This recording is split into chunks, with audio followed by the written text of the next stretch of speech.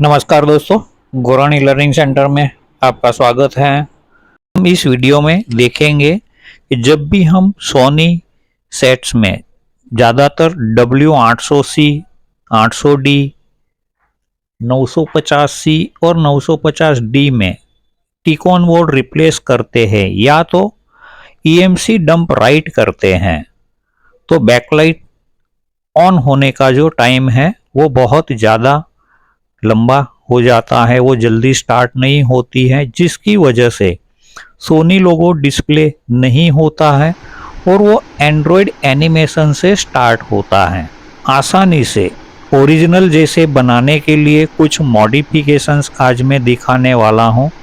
और दूसरा मॉडिफिकेशन है कि टिकोन बोर्ड बदलने के बाद में या तो EMC डंप राइट करने के बाद में सेट तुरंत अपने आप स्टार्ट नहीं होता है, हमें कुछ दूसरी प्रोसीजर करनी होती है, जिसमें आपको या तो सॉफ्टवेयर अपडेट करना पड़ेगा या तो LVDS केबल को आइसोलेट करना होता है।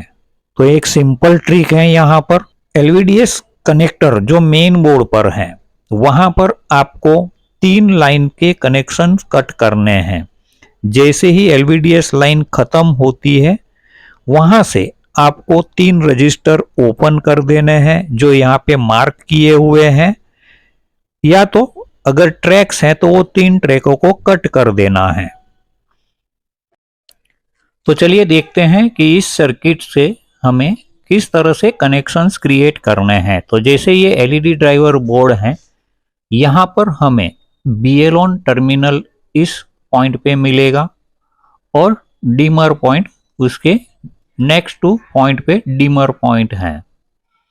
तो हमें डिमर पॉइंट का जो मेन बोर्ड से आने वाला कनेक्शन है उसके ऊपर लगा हुआ एक रजिस्टर रिमूव कर देना है और रिक्वायर्ड कंपोनेंट जो हमें चाहिए वो है एक 2 ट्रांजिस्टर NPN, आप DTC ट्रांजिस्टर भी इस्तेमाल कर सकते हो, एक 100K का रजिस्टर और एक 414 डायोड। नॉर्मली कोई भी एक डायोड आप वहाँ पे लगा सकते हो, सिर्फ 1 वे कनेक्शन के लिए ये ज़रूरी है, इसके बगैर ये सर्किट काम नहीं करेगी। अगर DTC ट्रांजिस्टर आप लगाते हो तो 100K रजिस्टर की रिक्वायरमेंट नहीं है। तो सिर्फ 3 पार्ट में आप ये सर्किट क्रिएट कर सकते हो। तो हमें पहले ट्रांजिस्टर जो Q1 हम लेते हैं उसके साथ में एक दूसरा ट्रांजिस्टर अटैच करना होगा, ऐड करना होगा, और एक रजिस्टर और एक नॉर्मल डायोड 4148 भी आप लगा सकते हो। तो हमें दूसरे ट्रांजिस्टर के बेस के ऊपर एनोड कनेक्ट कर देना है डायोड का, और रजिस्टर की कनेक्टिविटी हमें पहले ट्रांजिस्टर के कलेक्टर के साथ में करनी होगी। BL-ON पॉइंट जो है वहाँ से हमने कनेक्शन लेना है और पहले ट्रांजिस्टर के कलेक्टर को जोड़ना है और उसके साथ में रजिस्टर को बेस के साथ में कनेक्ट कर देना है, और एमीटर हमें डिमर पॉइंट को कनेक्ट करना है। इतना कनेक्शन करने पर आपकी बैकलाइट तुरंत स्टार्ट हो जाएगी।